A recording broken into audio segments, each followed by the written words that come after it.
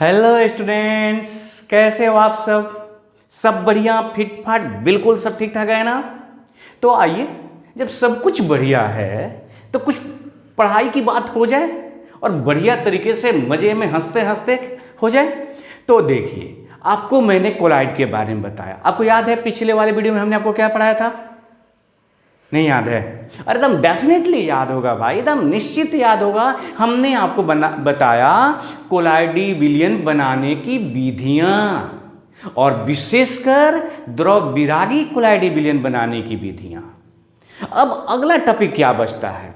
तो मैं आपको बता दूं कि द्रव विरागी कोलाइडी विलयन को बनाने की चाहे जितनी भी विधियां हैं, जो भी विधियां स्टूडेंट्स आप बना लो, थोड़ी बहुत अशुद्धि कोलाइडी विलयन में आ जाती है। वो अशुद्धि कोलाइडी विलयन के लिए बेहद ही हानिकारक होता है, उसे दूर करने की जरूरत है। तो आज का जो हमारा टॉपिक है वो यही है, कोलाइडी विलयन का शुद्धिकरण। इस शुद्धिकरण के बारे में जानेंगे। अब घबराइए, ये मेरी जिम्मेवारी है। पहले थोड़ी ये सोचिए, एक जो नॉर्मल ह्यूमन बॉडी टेम्परेचर क्या होता है? नॉर्मल ह्यूमन बॉडी टेम्परेचर अगर हम बात करें तो याद है स्टूडेंट्स, 37 डिग्री सी किसी भी बिल्कुल स्वस्थ इंसान के शरीर का ताप होता है। इसको फ़ारेनहाइट में कर दें तो 98.6 डिग्री एफ हो जाता है और ये लगभग 310 केल्विन के आसपास हो जाता है। 310.15 होगा केल्विन। अब सोचिए, किसी व्यक्ति के शरीर का ताप 38 डिग्री हो गया, 39 या 40 हो गया, तो मान लीजिए कि एक इंसान है, इसके बॉडी का टेम्परेचर 40 डिग्री सी हो गया, तो कहेंगे कि तबीयत खराब हो गई। तो जब तबीयत खराब हो गई तो डॉक्टर इसको घटाने की कोशिश करेगा और घटा के कहाँ लाएगा? मान लीजिए घटाते घटाते उसने घटा करके और 35 डिग्री सी कर दिया, तो क्या तबीयत ठीक हो गई?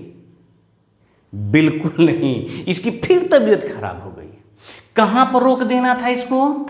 तो इसको 37 डिग्री सी पर रोक देना था, वहाँ पर रहेगा तबीयत ठीक होगा। अगर उससे ज़्यादा हो गया तो भी तबीयत खराब, उससे कम हो गया तो भी तबीयत खराब। ये बात समझ रहे हैं ना? आप कहेंगे कि इसमें कौन बड़ी बात है? अरे बिल्कुल नहीं है, मैं टीचर हूँ तो थोड़ा बस यूं ही। अब यूं ही नहीं, से कहीं ना कहीं तो लिंक है। अब देखिए एक्चुअली है क्या, जब आप कोलाइडी विलयन बनाते हैं तो उसमें अशुद्धियां रह जाती हैं, लेकिन जान के आपको हैरानी होगी और खुशी होगी कि थोड़ी बहुत अशुद्धि का होना बेहद जरूरी है। बहुत ही आवश्यक है कि उसमें अशुद्धि के रूप में वैद्युत अपघट्य रहे, लेकिन वही अशुद्धि जब आवश्यकता से ज़्यादा हो जाती है तो वही कोलाइडी विलयन को नष्ट करने लगता है। इसका मतलब कि इंसान के शरीर में टेम्परेचर का होना जरूरी है, बहुत जरूरी है स्टूडेंट्स। अगर यही टेम्परेचर ज़्यादा हो जाए तो बीमारी है, यही टेम्परेचर कम हो जाए तो कहानी खत्म। ये भी पूछने की जरूरत नहीं कि कोरोना हुआ कि नहीं, कहानी खत्म हो जाएगी। तो वही बात है, जब कोलाइडी विलयन आप बनाते हैं तो कोलाइडी विलयन बनाने के समय उसमें कुछ अशुद्धियां रह जाती हैं। कोलाइडी विलयन में अशुद्धि का होना, थोड़ा बहुत अशुद्धि का होना बेहद जरूरी है, क्योंकि कोलाइडी विलयन को अस्थायी बनाता है। लेकिन अगर वही अशुद्धियां ज़्यादा मात्रा में हो जाती हैं तो कोलाइडी विलयन को अस्कंदित कर देती हैं और क्षेपित कर देती हैं। तो आवश्यकता से जो ज़्यादा अशुद्धियां हैं उसको हटा देना होता है। 40 डिग्री सी हो गया तो आवश्यक 37 से ज़्यादा जो अतिरिक्त जो टेम्परेचर है उसको हटाना है। मतलब यहाँ से जो आप देख रहे हैं कि ये 3 डिग्री जो टेम्परेचर हुआ, आप इस 3 डिग्री को हटाएंगे ना तो अतिरिक्त जो अशुद्धियाँ होती हैं उसको हटाना होता है, और उसी क्रिया का नाम हो गया कोलाइडी विलयन का शुद्धिकरण। मैं समझ रहा हूँ कि आप समझ गए होंगे कि कोलाइडी विलयन के शुद्धिकरण का क्या मतलब। कोलाइडी विलयन बनाते समय उसमें कुछ अशुद्धियाँ रह जाती हैं। अशुद्धियाँ का होना कोलाइडी विलयन में बहुत ज़रूरी है, क्योंकि अशुद्धियाँ ही कोलाइडी विलयन को अस्थायी रखती हैं। लेकिन ज़्यादा जोगी मठ के उजार, मतलब अशुद्धियाँ जब ज़्यादा मात्रा में हो जाती हैं तो कोलाइडी विलयन के लिए हानिकारक हो जाती हैं, तो अतिरिक्त जो अशुद्धियाँ होती हैं उसको हटाना होता है, और उसी प्रक्रिया का नाम है कोलाइडी विलयन का शुद्धिकरण। तो 2 लाइन आइए स्टूडेंट्स मैं लिख देता हूँ, समझ गए ना? आप कह रहे हैं कुछ ज़्यादा ही समझा दिया। अरे क्या करें, एक्साइटेड हो जाता हूँ बोलते बोलते, लगता है कि आप नहीं समझे होंगे। किसी भी विधि से, किसी भी, आप मुझे बता भी सकते हैं स्टूडेंट इसमें कि हाँ आप समझ जाते हैं, एक लाइन एक बार ही बोलने पर, किसी भी विधि से कोलाइडल सॉल्यूशन बनाने पर उसमें, जानते हो अशुद्धि के रूप में ना वैद्युत अपघट रह जाता है, उसमें अशुद्धि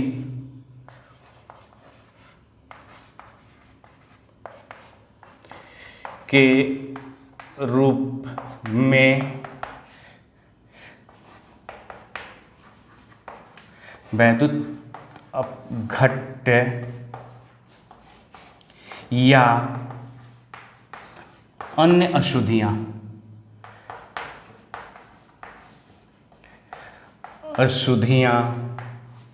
रह जाती हैं।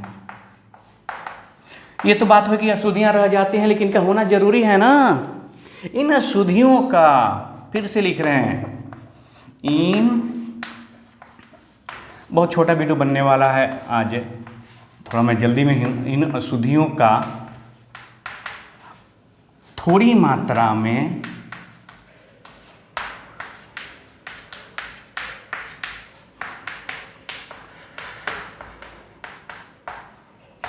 कोलाइडी विलयन में होना जरूरी होता है, विलयन में होना जरूरी होता है।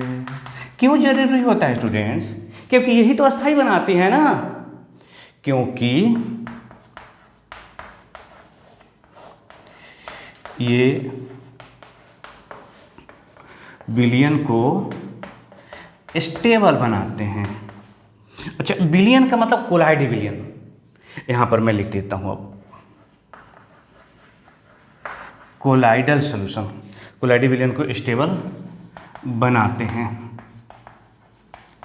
लेकिन बोलिए, ज़्यादा जोगी मठ का उजाड़ मतलब समझते हैं ना, जोगी का होना जरूरी है, लेकिन ज़्यादा होने पर लेकिन इसकी अत्यधिक मात्रा,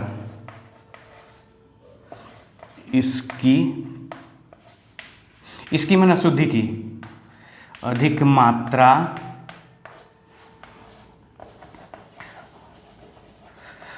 कोलाइडल सॉल्यूशन, कोलाइडी विलयन को क्या कर देता है? कोअगुलेट कर देता है, अस्कंदित कर देता है। मतलब समझिए कि अवक्षेपित कर देता है, अस्कंदित कर देता है। तो अब क्या है भाई, आपके लिए अशुद्धि जरूरी भी है, तो क्या कितनी जरूरी है? जो आवश्यक अशुद्धि है उसको छोड़कर, आवश्यक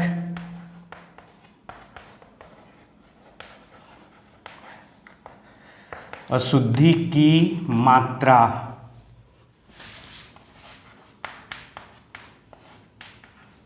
को छोड़कर अतिरिक्त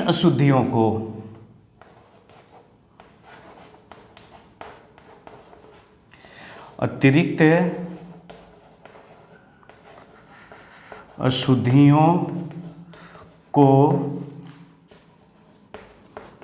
हटाने की क्रिया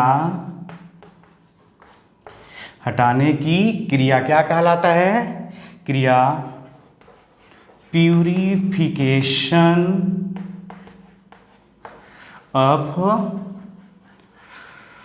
कोलाइडल सॉल्यूशन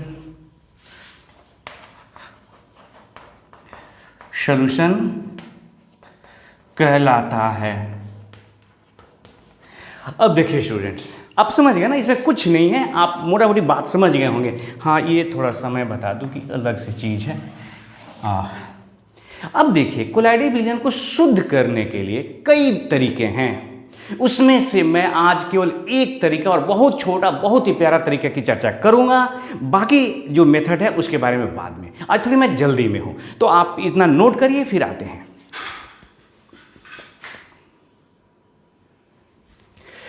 देखिए स्टूडेंट्स, कोलाइडी विलयन को शुद्ध करने की जो पहली विधि है जिसको हम लोग पढ़ने जा रहे हैं, उसका नाम है अपोहन, डायलिसिस। तो क्या है अपोहन, हम यही ना जानना चाहते हैं। तो छोड़िए क्या जानना चाहते हैं, पहले एक छोटे से सवाल का जवाब दीजिए। अभी देखिए, जहाँ मैं हूँ अभी गर्मी हो रही है और पसीना निकल रहा है मेरे त्वचा से। अब क्या लगता है, बहुत गर्मी होगी तो मेरे अंदर से खून निकलने लगेगा क्या? मैंने क्या कहा, आपको समझ में आया? आप कहीं धूप में हो, पसीना हो रहा है, पानी निकल रहा है, पसीना हमारे शरीर से पानी निकल रहा है, पानी में थोड़ा बहुत नमक घुला हुआ हो सकता है, निकल रहा है। तो अगर बहुत ज़्यादा गर्मी होने लगे तो आपके रक्त जहां से वो निकल रहा है पानी, वहां खून भी तो है ना। तो क्या खून भी निकलने लगेगा त्वचा से? अगर नहीं निकलेगा तो क्यों नहीं निकलेगा? पानी निकल सकता है, खून नहीं निकलेगा। तो एक मैंने आपके लिए एक बहुत ही बेहतरीन क्वेश्चन है कि गर्मी जब हो रही होती है तो उस वक्त आपके शरीर से पानी निकलता है, और जहां से पानी निकलता है वहीं पर रक्त भी होता है, लेकिन रक्त नहीं निकलता, ऐसा क्यों? तो उस सवाल का जवाब आज हम आपको बता देते हैं। तो देखिए, पहले हम आपको मैं बता दूं कि ये जो आपका त्वचा है ना, यह एक अच्छा सा बहुत ही बेहतरीन समझिए कि छननी की तरह है। जैसे चाय छानते हैं ना, तो जब चाय छानते हैं तो चाय पत्ती को छननी रोक लेता है और चाय को अंदर जाने देता है। अगर आप उससे और फाइन क्वालिटी का छन्नी लेंगे तो जो चाय छाने हुए हैं उसको भी छानिएगा तो फिर थोड़ी सी महीन चाय पत्ती का कण फिर उस छननी में आ जाएगा। अगर उसको फिल्टर पेपर से छानेंगे, छाने हुए चाय को, तो फिर उसमें बिल्कुल महीन महीन कण जो है छन जाएंगे। आपका त्वचा एक फिल्टर पेपर की तरह है, और बेहतरीन फिल्टर पेपर की तरह है। नेचर के द्वारा, गॉड के द्वारा दिया गया एकदम उत्तम क्वालिटी की फिल्टर पेपर है। हो क्या रहा है, जब जहां से पानी निकल रहा है, पानी नहीं निकल रहा है, उस पानी में नमक, लवण भी घुले हुए हैं, निकल रहा है वहाँ रक्त भी है। और स्टूडेंट्स, रक्त कोलाइडी विलयन है, और कोलाइडी विलयन का आकार बड़ा होता है। और जो नमक और पानी तो ट्रू सॉल्यूशन हो गया ना, तो इतना छोटा छोटा छिद्र है आपके त्वचा में कि उसमें से नमक और पानी का विलयन ही निकल पाता है और अंदर में सारा रक्त पड़ा रह जाता है। तो ये है कारण, छिद्र है लेकिन इतना बड़ा नहीं है कि वहां से कोलाइडी के कण गुजर सकें। और रक्त आपका क्या है, कोलाइडी विलयन है, इसलिए रक्त सारा अंदर है, पानी थोड़ी बहुत बाहर आ जाती है, जिससे आपका त्वचा ठंडा हो जाता है। पसीना का होना जरूरी भी है गर्मियों में, इससे आपका त्वचा ठंडा रहता है। अब आइए दूसरी चीज, अब तो अपोहन कहिए जाने। अगर स्टूडेंट्स, अगर आप किसान के घर के हैं ना, तो बड़ा बेहतरीन तरीके से अपोहन समझेंगे। आप समझ जाइए कि आप गए कहीं खेत में, आलू के खेत में, और आपके घर के लोगों ने एक बोरा आलू निकाल कर मिट्टी से, जब आलू निकलता है ना मिट्टी से, तो उसमें आलू जब निकलता है मिट्टी से, तो आलू में मिट्टी लगा हुआ रहता है। उस मिट्टी सहित ही आलू को आपने क्या किया, एक बोरे में भर दिया, और घर के लोगों ने कहा कि भाई ले जाओ, इसको साफ कर देना। तो क्या करते हैं अक्सर, जैसे माने कि रास्ते से गुजर रहे हैं, रास्ते में कहीं नदी नाला मिला तो आप उतारते हैं उसको, बोरा का मुंह बांधते हैं और उसको हिलाते हैं।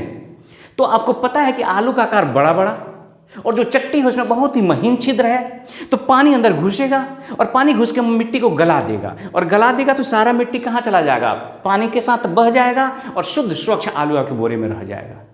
मैंने क्या कहा, समझ में आया? तो फिर से समझिए, आलू एक टुकड़ी ले जाके आपने कल के नल के नीचे रख दिया, और ऊपर से हैंडल चलाया, नल खोल दिया, पानी निकलने लगा। तो जो आपके पास टोकरी है, उस टोकरी में छिद्र है, इतना छोटा छोटा छिद्र है कि एक भी आलू, छोटा से छोटा आलू का कण भी उससे न होकर गुजरे, लेकिन मिट्टी के कण उससे आसानी से गुजर जाते हैं। तो आपको देखते हैं स्वच्छ आलू टोकरी में बच जाता है ना। इसी क्रिया का नाम अपोहन है सरकार। सेम यही क्रिया अपोहन है, थोड़ा विज्ञान की भाषा में समझ लेना है। तो अपोहन क्या है, तो अपोहन डायलिसिस के माध्यम से ही रक्त का जो हम लोग को जो किडनी होता है ना, वो क्या करता है कि अशुद्धियों को छान करके बाहर कर देता है और रक्त को अंदर रख देता है। तो देखिए क्या है डायलिसिस, समझिए। तो अशुद्ध कोलाइडी विलयन को अशुद्ध कोलाइडी विलयन को एनिमल मेम्ब्रेन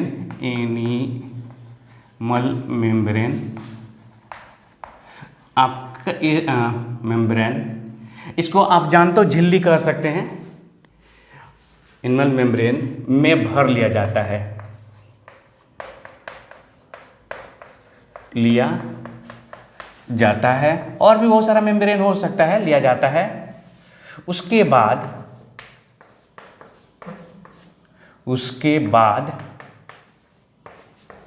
इसे बहती हुई जलधारा में डुबो देते हैं,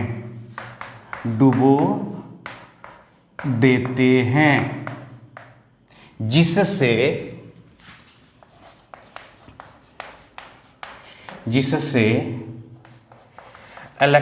अतिरिक्त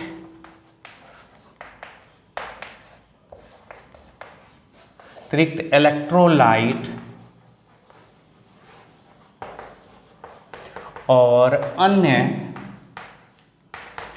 अशुद्धियां झिल्ली से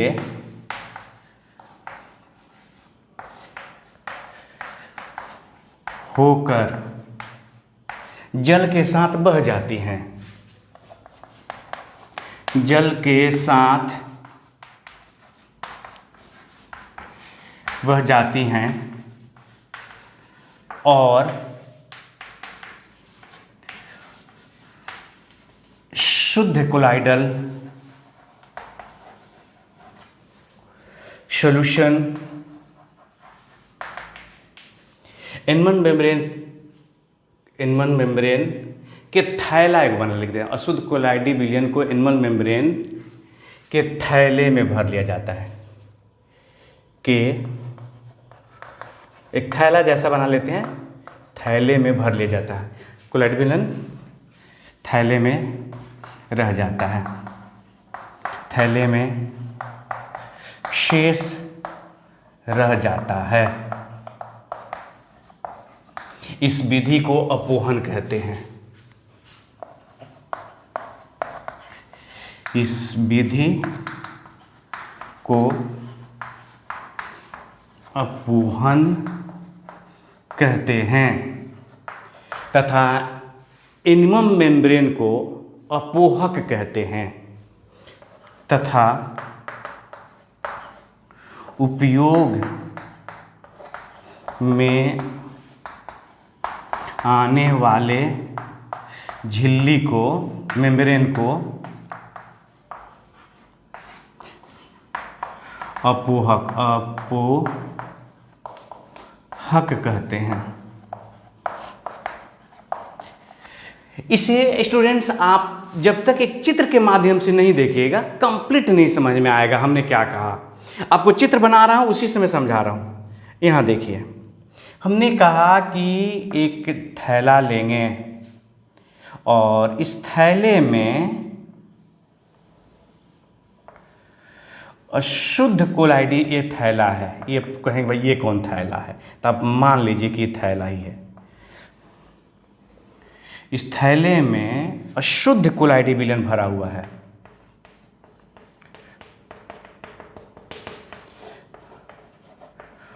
अशुद्ध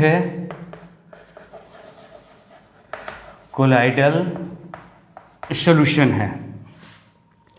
उसके बाद क्या किया गया, देखिए कितनी मजेदार टेक्निक निकाली गई है। यहाँ से जल का धारा छोड़ देते हैं, यह है जल, शुद्ध जल। जल जाने लगा, बस इसमें पानी भर गया, समझ रहे हैं ना, देखिए प्रक्रिया। और यहाँ से फिर एक छिद्र है, यहाँ से अशुद्ध जल निकला। तो सवाल है कहाँ से अशुद्धि मिल गई इसमें, तो देखिए कितना बेहतरीन टेक्निक है। जब यहाँ से शुद्ध जल गया तो इस झिल्ली में जल प्रवेश कर गया यहाँ से, और अंदर जाकर कोलाइडी विलयन के में जो अशुद्धियाँ थी, बहुत ही महीन कण जो इस झिल्ली से बाहर हो सकता था, यहाँ से प्रेशर डाला पानी और बाहर लेके निकल गया। और चूंकि कोलाइडी विलयन के कण बड़े बड़े आकार के हैं और झिल्ली से बाहर नहीं निकल सकते हैं, तो शुद्ध कोलाइडी विलयन इसी में बच जाता है। बात समझ में आया क्या है? बहुत सिंपल प्रक्रिया है। आप क्या करते हैं, अशुद्ध कोलाइडी विलयन का एक थैला लेते हैं और उससे अशुद्ध कोलाइडी विलयन का थैला है, और उस थैले में क्या करते हैं आप कि अशुद्ध कोलाइडी विलयन भरने के बाद उस थैले को बहती हुई जल की धारा में डाल देते हैं। जब जल की धारा पड़ता है यहाँ से, तो जल इस पर दबाव डालता है और इस झिल्ली के अंदर में जल प्रवेश कर जाता है। तो झिल्ली के अंदर में परस और फिर उधर से जल निकल जाता है। जब लेकिन निकलता है जल, तो उस वक्त अपने साथ इसके अंदर में मौजूद महीन अशुद्धियों को घोल लेता है और तब बाहर निकलता है। तो गया इसके शुद्ध जल और बाहर निकला यहाँ से अशुद्ध जल। उम्मीद करते हैं स्टूडेंट कि आप समझ गए होंगे। एक बार फिर से मैं कह रहा हूँ, कोई एक बेहतरीन क्वालिटी का मेम्ब्रेन लेते हैं जो कि कोलाइडी विलयन को रोक ले और अशुद्धि को अपने से आर पार होकर जाने दे। उस थैले में भर लेंगे, उसके बाद उसको पानी में डुबा देंगे, बहती हुई जल की धारा में डुबा देंगे। जल की धारा अशुद्धियों को लेकर बाहर निकल जाएगा, शुद्ध कोलाइडी विलयन उसी में बच गया। इस क्रिया का नाम क्या है? अपोहन है। आज इतना ही, फिर भेंट होगी हमारी और आपकी, तो तब तक मुस्कुराते रहिए। अगर आपको लगे कि इसमें कहीं पर कुछ जल्दीबाजी हो गया वाकई, तो मुझे एक बार बोल देंगे, दोबारा भी बता देंगे। लेकिन हमें लग रहा है कि एकदम क्लियर है, बहुत छोटा चीज़ है। तो फिर हमारी और आपकी भेंट होगी अगले वीडियो में। तब तक अपना ख्याल रखिए, बहुत बहुत ख्याल रखिए स्टूडेंट। और मैं ईश्वर से विनती करूँगा कि आपकी पढ़ाई सुचारू रूप से बेहतरीन तरीके से चलती रहे और साथ ही साथ आपका स्वास्थ्य भी उत्तम रहे। जय हिंद, जय भारत।